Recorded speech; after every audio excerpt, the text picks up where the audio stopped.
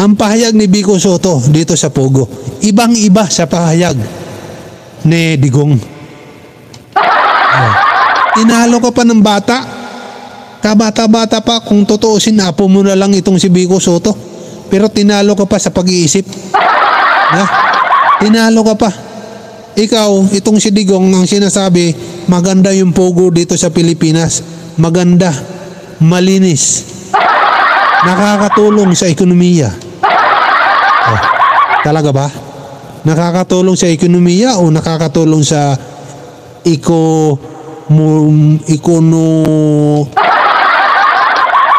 nakakatulong sa mga bulsa nyo? Magkaiba kasi yun eh. Diba? Samantala itong si Vico Soto, sinasabi niya, ang Pogo walang magandang maidudulot dito sa Pilipinas.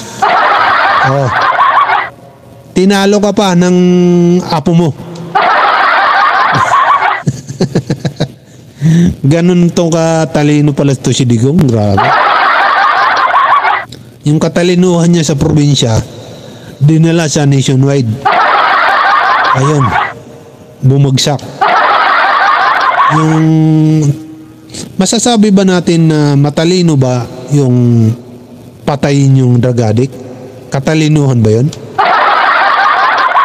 Katalinuhan ba yung magdeklara ka ng 2 years na quarantine? Katalinuhan ba yun?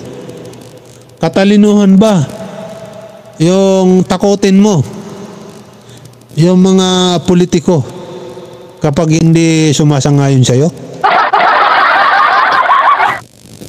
Katalinuhan ba yung korupsyon? Kung yan ang pananaw mo na matalino na para kay Digong, para sa'yo, sayang palang boto namin sa'yo. Sayang talaga, mga kababayan. Ito, pakinggan natin yung pahayag ni Vico Soto para malaman natin na talagang nilampaso itong si Digong sa patalinuhan ng mga ibang klase. Ibang klase po itong si Digong pala. Ito, pakinggan natin. Vico Soto. Pasok. Si Pasig City Mayor Vico Soto. Magandang umaga po, Mayor. Magandang umaga, Sir Ted, DJ Chacha. Salamat po sa inyo pong panahon this morning, Sir Vico. Ito nga pong pagpapatupad ninyo ng City Ordinance kontra po sa mga pasugalan na ito ng Pogo at ilang pa hong mga e-games. Sa ngayon po, as we speak, meron pa ho bang bukas at inyo pa lamang ipapasarado?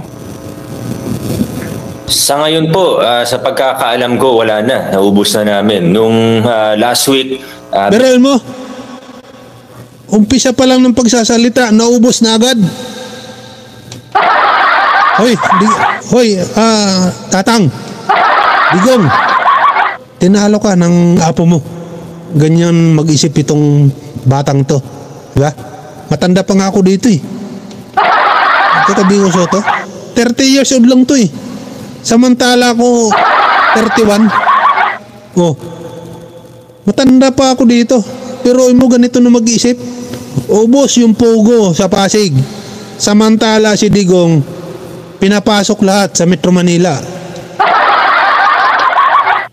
May 18 pang bukas eh. Although December 31, 2020, nag-expire yung mga business permit nila base sa Ordinance 55 Series of 2022. Yung 18 na ito, ang kukulit eh. Hanggang February bukas sila. So pinasara na namin. Opo. Ito hong... Galing. Pakpakan.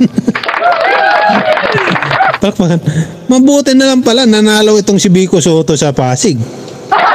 Kung nanalo yung kalaban niya, nako, naglipa na yung mga Pogo dyan. Malamang sa malamang naglipa na yung mga Pogo dyan. Mabuti na lang pala talaga na nanalo itong si Vico Soto. Pagpasok niya, pinasara niya agad. January nagbukas, pinasara niya uli. Galing. itong mga hindi sumunod kaninyo sa ordinansa, identified ho ba sino mga may-ari nito at ano pong kakaharapin nilang kaso kung meron man? May listahan naman po kami ng mga pangalan nila. Siyempre, iba-iba yung may-ari nitong 18. Kasi nasa mga 23 or 24 yan eh. So, ibig sabihin, yung 5, kusa naman nagsara kasi alam naman nila yung ordinansa namin. Nag-file yung pag-core sa korte pero okay lang po yun. Na-deny naman po yung TRO nila. So, pwede namin talaga sila ipasara at yun na po yung ginawa namin. Dahil yung 18 po, yung 18, talagang walang balak na sumunod sa ordinansa at sa batas natin. Pag-aaralan po natin ng legal department kung ano pa po yung dapat gawin, kung pa-filean pa ba sila ng kaso. Pero sa akin naman po, Sir Ted, ang pinaka-importante ay napasara na po sila. Opo, so meaning ang pagkur po ang kumanlong sa kanila at ipinagtatanggol at humihingi ng TRO to prevent the city government from enforcing the ordinance. Tama po yan, but I don't want to speak so much on the case kasi ongoing po yan. Basta na-deny po yung TRO. Okay. Sige. So, sir, pwede ho ba namin malaman, pag ho natin binabanggit na itong mga online games na ito, no, online casinos na ito, online sabong, e-games, and computer gaming stations, practically po, you're talking about mga pwesto-pwesto sa mga building. Paano po kung mga bahay-bahay ito? Wala naman po kami nakikita sa mga bahay-bahay. Yung mga, ito po, may mga permit sila. Sa totoo po, Sir Ted, ito po yung mga establishmentong naabutan ko lang din noong 2019, nung una po akong naupo. So ang ginawa po namin, 2019, moratorium muna, walang bago. 2022, sinabihan na namin sila na you have 1 year to wind up your operations. Galing ng mayor na to, no? Grabe. Galing. Hanga talaga ako dito sa mayor na to. Ang dami niyang mga nilalagpasan ng mga politiko ng mga veterano. Biroy mo, tinalo yung presidente na naging presidente, tinalo sa pag-iisip. Grabe, no? Senador ng Pampanga, wala sa kalahati dito sa pag-iisip kay Vico Soto. Grabe. Sa Pampanga, ang daming mga politiko doon. Pero wala sa kalahati, wala sa kalingkingan. Di ba? Wala sa kalingkingan nitong pananaw ni Vico Soto. Grabe. Kahanga-hanga. So, sir, ano po nag-udyok sa inyo? Kayo ho ba personally, Mayor Vico, ay may advokasya kontra sugal? Paano po itong kaisipan na ito na muumuna? Sir Ted, to be very honest with you, hindi naman talaga ako yung basta anti-gambling 100%. Hindi po. Pero ito pong mga gambling establishments gaya ng Pogo, yung mga e-games, wala lang talaga akong makitang magandang na idudulot niya sa lipunan natin. Kung may napakita sana sila na ito yung magandang nangyayari dahil sa mga e-games na ito o dahil sa Pogo na ito, edi open naman kami, baka pwede nating payagan. Pero wala talaga akong makita na magandang na idudulot niya. In fact, may mga related pong naging in the last years, the last 4 years na ako po'y mayor, may mga kaso ng even kidnapping, human trafficking, may sanggol na binenta ng magulang, may suicide. So talagang hindi maganda yung nangyayari. At isa pa, naging simbolo ito ng korupsyon sa lungsod namin Kasi open secret in previous city councils na nilalagyan yung city council para i-approve, magbigay ng letter of no objection. Opo, kasi nga yun ang hinihingi ng PAGCOR, no? Letter of no objection from the LGU.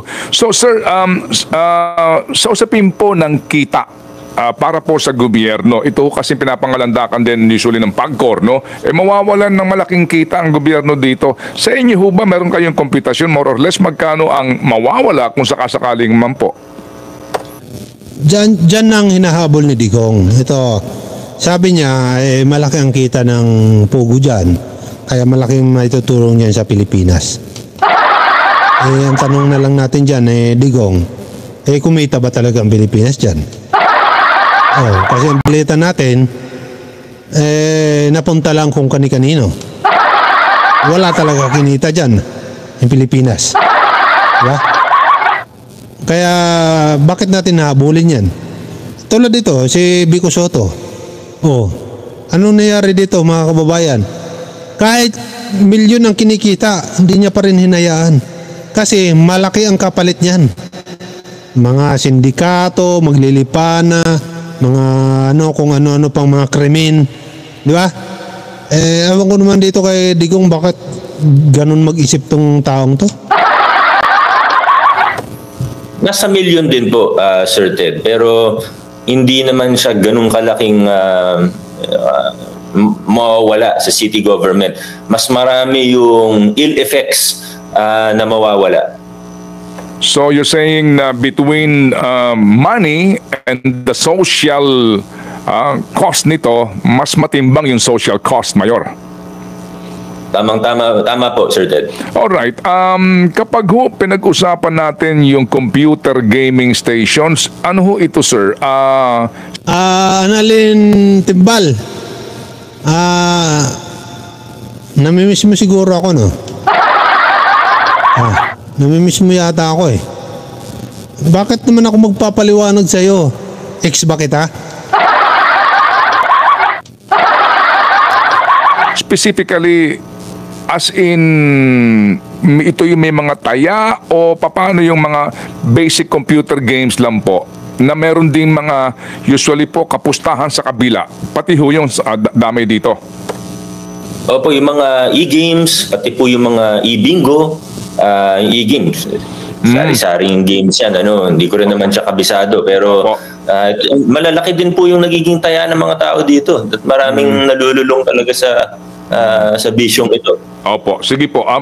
Meron na pong dagdag na tanong, Mayor Vico, si Chacha. Please, yes. go. Mayor, ito pong mga e-games sa Pogo na ito, meron din mga ilan-ilan na mga Filipino workers po natin dyan sa mga establishments na yan. May plano na po ba ang City of Pasig dun sa mga maapektuhan at mawawala ng trabaho? DJ Chacha, yung sa mga Pogo, actually, last year pa lang wala na sila sa Pasig City. Karamihan sa kanila, again, mga naabutan ko lang to noong 2019, pero karamihan sa kanila Chinese. Kusang umalis, number one. Number two, pumasok ako mismo sa isang Pogo dito sa Pasig, sa Barangay Ugo. Nag-random inspection kami isang gabi. Pumasok ako, there were hundreds of employees. Ang naabutan kong Pilipino sa loob, isa. Okay, oo. So walang Pilipino na nawalan ng trabaho sa mga Pogo nagsara sa Pasig City. So hindi masyadong apektado, no? Ganyan ka walang hiya itong mga Pogo na to. Sila lang din pala nakikinabang dyan. Kaya naniniwala ako na talagang dapat na lutasin ni Pangulong Bongbong Marcos itong Pogo na to dito sa Pilipinas. Dahil wala po talaga itong maganda may dudulot. Diba? Bagkos, nagbibigay ito ng kaguluhan dito sa Pilipinas. Kasi nga, hinahayaan ng mga politiko katulad ni Digong. Diba? Ito si Digong, napakalayo kung ikukumpara natin yung isip nito ni Vico Soto. Talagang yung isip niya, alam niyo kung ano, pampresidente na eh. Itong si Vico Soto, pampresidente ng isip niya eh. Samantala itong si Digong, yung isip niya, pang mayor lang eh. Pang mayor talaga eh. Mayroon bang presidente na sasabihin na yung kaibigan niya bangagang presidente? Yung kalaban niya, palibasa tapos na siya? Pangit eh.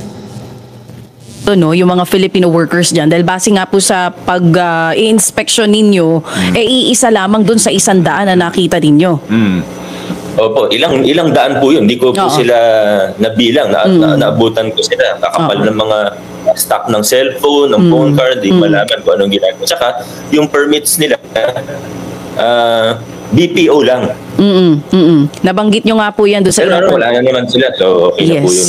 Oh, yung nabanggit nyo po na ilan din sa mga dahilan kung bakit talagang porsigido kayo na alisin na last year pa nung naglabas kayo ng ordinance itong Pogo dahil nga sa kaso ng human trafficking, pagkalulong ng mga Pasigenyo dyan sa e-games at Pogo. Naniniwala po kayo dito sa total na pagbaban nyo dyan sa Pasig, bababa na rin yung crime rates related to Pogo dyan po sa inyong lugar? Well, definitely. But DJ Chacha, pati po itong e-games, at least mabawasan. At Sige, least mag-away-away mabawasan. kayo Sabi ko dyan, nga, ha? yung mga gambling Mag-away-away kayo dyan. establishments, wala naman silang magandang naidudulot sa ating lipunan. So, Correct. hindi na lang natin sila paalisin sa lungsod natin. Correct. Okay, sige po. Paalisin na lang yung mga hinayopak na Pogo na yan. Wala naman talaga na idudulot na maganda yan. Di ba? Ay, di ko alam kung bakit nagkaganyan si Digong. Ang sinasabi niya maganda raw yung Pogo dito sa Pilipinas, nakakatulong daw. Malinis daw. Malinis yung uso mo. Anong kinalinis doon kung nagkakaroon ng mga katulad nito ng mga balita? Yan ba yung malinis? Po, sa panghuli po, Mayor, paano nyo nakumbinse ang City Council supposed to be to vote unanimously? Tama ho ba? Unanimous ang konseho dito sa boto para ho sa ordinansang ito? Almost, Sir Ted. Almost. Hindi na para pangalanan yung dalawang hindi pumina. Pero okay na po yun. Importante, majority wins. At una, yung Vice Mayor natin, si Vice Mayor Dodot Jaworski, talagang very passionate about this issue. He stood beside me dito sa laban na ito. At yung mga konsehal naman, karamihan sa kanila ay nakiisa din sa issue na ito. So meron pong dalawa na hindi bumoto pabor o as in kumontra sa botohan ito? As in? Well, Apo. tahimik lang sila. Hindi naman sila nagsalita sa floor, so wag na rin natin silang pero ang importante, karamihan sumuporta dahil pinaliwanag namin ni Vice Mayor Dodot kung bakit hindi ito arbitrary, hindi ito dahil may gusto tayong ipitin, pahirapan, kundi as simple as we don't see any value in them being here in our city. Okay, well said. So Mayor, sana all ha. Marami pong salamat sa inyo pong panahon na binigay. Sana all talaga, Mayor Vico Soto. Ang galing. Pagpatuloy mo yan, malayo mararating mo. Huwag mong pansinin nito si Digong na ambisyoso ka raw. Huwag mong pansinin yun. May sinasabi kasi si Digong na ambisyoso yung mga tatakbong presidente. Gusto nila sila lang. Pag sila naman naging presidente, wala rin naman nangyayari. Diba?